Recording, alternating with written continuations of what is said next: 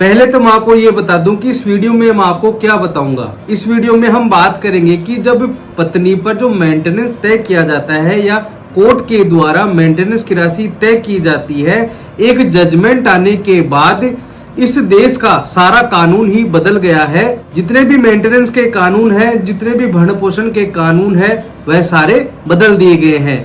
पहले तो ये होता था कि पत्नी के द्वारा बढ़ा चढ़ाकर मेंटेनेंस की राशि तय कर दी जाती थी और कोर्ट भी यह देखता था कि पत्नी को इस राशि की आवश्यकता है, तो इस प्रकार से कोर्ट के द्वारा भी आदेश कर दिया जाता था। लेकिन सुप्रीम कोर्ट ने बार बार अपने जजमेंट्स में यह कहा कि जब पत्नी के द्वारा अपने मेंटेनेंस की राशि या फिर जो पिटीशन में जो लिख दिया जाता है उसी के आधार पर मेंटेनेंस तय नहीं किया जाएगा, बल्कि उसकी गहराई में जाया जाएगा। लेकिन अब ऐसा नहीं होगा। सुप्रीम कोर्ट ने अपने जजमेंट में 2023 में एक नए गाइडलाइन, मतलब कि एक डिटेल में गाइडलाइन जारी की है। अगर आप चाहते हैं कि मेरी पत्नी ज्यादा से ज्यादा मेंटेनेंस नहीं ले पाए, तो इसके लिए यह वीडियो आपको अंत तक देखना होगा। तो बने रहे वीडियो के अंत तक। मैं हेमंत सैनी एडवोकेट और आप देख रहे हैं हेमंत LLB लॉ। वीडियो अच्छा लगा तो प्लीज इसे लाइक करें। अगर आप चाहते हैं कि ऐसे इंटरेस्टिंग वीडियो मैं आपके लिए लाता रहूं, तो प्लीज आपसे रिक्वेस्ट है कि चैनल को सब्सक्राइब और बेल आइकन को जरूर दबाएं। आज हम बात करने जा रहे हैं पत्नी, बेटे और बेटी को मेंटेनेंस देने की। 2023 के जजमेंट से सुप्रीम कोर्ट ने सारे कॉन्सेप्ट को ही बदल दिया है। वह जजमेंट है अदिति मीठी वर्सेस जितेश शर्मा, 6 नवंबर 2023 का यह जजमेंट है। और जो ये जजमेंट है वह काबिले तारीफ है। मैंने आपको जो ये जजमेंट बताया है, इसमें फैक्ट क्या थे, मतलब कि ये मामला क्या था। 2008 में पति पत्नी के बीच में शादी होती है। शादी से उनके एक लड़का एक लड़की होती है और उनके कुछ दिनों के बाद डिस्प्यूट बढ़ जाते हैं।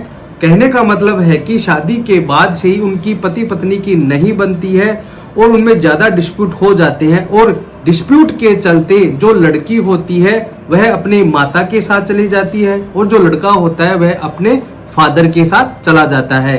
डिस्प्यूट ज्यादा बढ़ने पर पति के द्वारा पत्नी के खिलाफ फैमिली कोर्ट में एक तलाक की याचिका लगाई जाती है। और जब पति के द्वारा तलाक की याचिका लगाई जाती है, तो पत्नी के द्वारा अपनी बेटी के साथ मिलकर 125 CRPC के तहत एक मेंटेनेंस की याचिका यानी भरण पोषण की याचिका लगाई जाती है। 125 CRPC में यह बताया गया है कि अगर कोई पार्टनर अपने आप को मेंटेन करने में अनेबल है या फिर कोई डॉटर या सन अपने आप को मेंटेन करने में अनेबल है, तो वह किसी दूसरे व्यक्ति से भरण पोषण की मांग कर सकते हैं। इसी बीच पति को तलाक मिल जाता है और जो पत्नी ने 125 CRPC के तहत मेंटेनेंस की जो एप्लीकेशन लगाई थी वह पेंडिंग रहती है। फैमिली कोर्ट के द्वारा दोनों पक्षों के आर्गुमेंट सुना जाता है और आर्गुमेंट सुनने के बाद कोर्ट के द्वारा यह कहा जाता है कि पत्नी को तो मेंटेनेंस नहीं दिया जाएगा, लेकिन जो माइनर डॉटर है उसे 20,000 रुपए पर मंथ भरण पोषण की राशि देनी होगी। इस फैमिली ऑर्डर से पति एग्रीव्ड होकर पति जाते हैं, यानी कि जो जितेश शर्मा है वह जाते हैं हाई कोर्ट के पास। और हाई कोर्ट में जाने के बाद यह कहा जाता है कि सर, पहले मेरा बिजनेस जो चलता था वह अच्छा खासा चलता था, लेकिन अब मेरा बिजनेस ठप हो गया है, अब मेरा बिजनेस नहीं चल रहा है, मैं इकोनॉमिक क्राइसिस में चल रहा हूं, इसलिए फैमिली कोर्ट के द्वारा जो 20,000 रुपए की राशि तय की गई है उस राशि को कम किया जाए। हाई कोर्ट के द्वारा बिना किसी रीजन और बिना किसी जजमेंट को फॉलो किए हुए ही उस 20,000 रुपए की राशि को घटाकर 7,500 रुपए कर दिए जाते हैं। अब जब उस राशि को 7,500 रुपए कर दिए जाते हैं, तो उस हाई कोर्ट के आदेश के खिलाफ वह माइनर डॉटर जाती है सुप्रीम कोर्ट के पास और वहां पर जाकर यह आर्ग्यू किया जाता है कि हाई कोर्ट ने बिना किसी रीजनिंग के 20,000 रुपए की जो राशि थी उसे घटाकर 7,500 रुपए कर दिए जाते हैं। न ही किसी जजमेंट को फॉलो किया जाता है और न ही किसी रीजन का हवाला दिया जाता है। इसी प्रकार से फैमिली कोर्ट ने सारे रीजन को देखते हुए 20,000 रुपए जो तय किए हैं वह बिल्कुल ही सही है। हाईकोर्ट के द्वारा जो 7,500 रुपए की राशि तय की गई थी वह बिल्कुल ही इलॉजिकल व अनरीजनेबल है। सुप्रीम कोर्ट के द्वारा दोनों पक्षों को सुना गया और अपने ही 2 लैंडमार्क जजमेंट का हवाला दिया गया।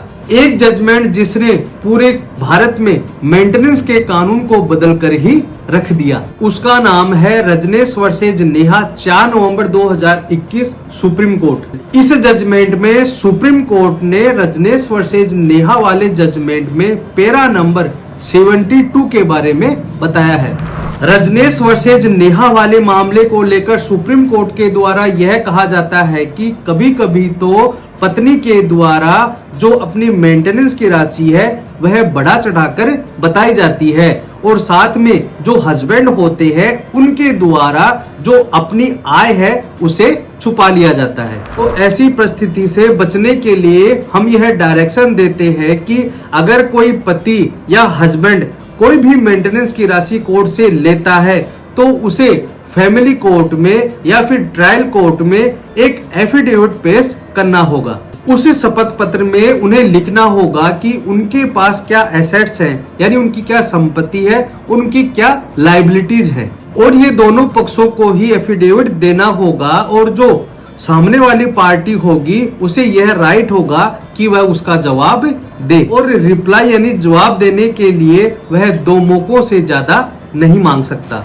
ऐसा इसलिए कहा गया क्योंकि अगर शपथ पत्र में आपके द्वारा जो भी बात लिखी जाएगी वह सही रूप से लिखी जाएगी।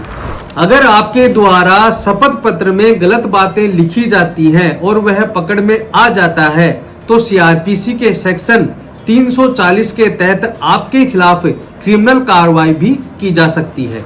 इस कारण ही रजनेश वर्सेज नेहा वाले मामले में सुप्रीम कोर्ट के द्वारा यह कहा गया है कि दोनों पक्षों को ही न्यायालय में शपथ पत्र पेश करने होंगे जिससे यह साबित हो सके कि दोनों की क्या संपत्ति है और क्या लायबिलिटीज है।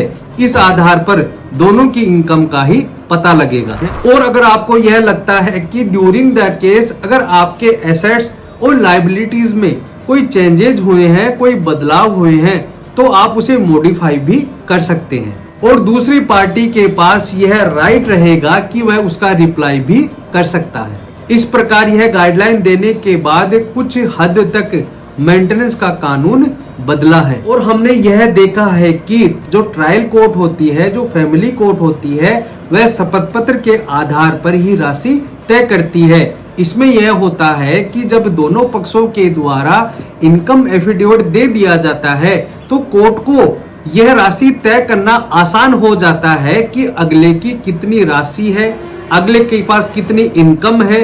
इस आधार पर कोर्ट के द्वारा राशि को तय करना आसान हो जाता है। अब हम पहले वाले जजमेंट पे आते हैं और यह डिस्कस किया जाता है, मतलब कि सुप्रीम कोर्ट के द्वारा यह कहा जाता है कि जब रजनेश वर्सेज नेहा वाले मामले में सारा कॉन्सेप्ट क्लियर था तो उसके बावजूद भी हाई कोर्ट ने उस जजमेंट को फॉलो क्यों नहीं किया। जब फैमिली कोर्ट ने प्रॉपर रीजनिंग देते हुए 20,000 रुपए ग्रांट किए थे, जहां उन्होंने डिटेल में एफिडेविट को पूरी तरह से एनालिसिस किया था और हाई कोर्ट ने बिना किसी रीजन के यानी बिना किसी रीजनिंग के 20,000 रुपए से घटाकर 7,500 रुपए कर दिए, जो कि बिल्कुल ही गलत है। साथ ही साथ सुप्रीम कोर्ट के द्वारा अपने दूसरे लैंडमार्क जजमेंट का भी हवाला दिया गया। नेहा त्यागी वर्सेस दीपक त्यागी 1 दिसंबर 2022 supreme court. Honourable supreme court के द्वारा यह कहा गया कि नेहा त्यागी वाले जजमेंट में भी यही कहा गया है कि अगर पति का अपनी पत्नी से डिवोर्स हो जाता है और उसका कोई बेटा या बेटी है तो उसकी लायबिलिटी यानी रेस्पॉन्सिबिलिटी बनती है जब तक उसका बेटा या बेटी 18 साल का नहीं हो जाता है, तो पिता की यह रेस्पॉन्सिबिलिटी है या फिर उसका केयर टेकर बनकर रहना पड़ेगा, यानी कि उसे भरण पोषण की राशि देना पड़ेगा। इसलिए इस केस में पति का तलाक हो गया है लेकिन बेटी को भरण पोषण की राशि देनी ही होगी।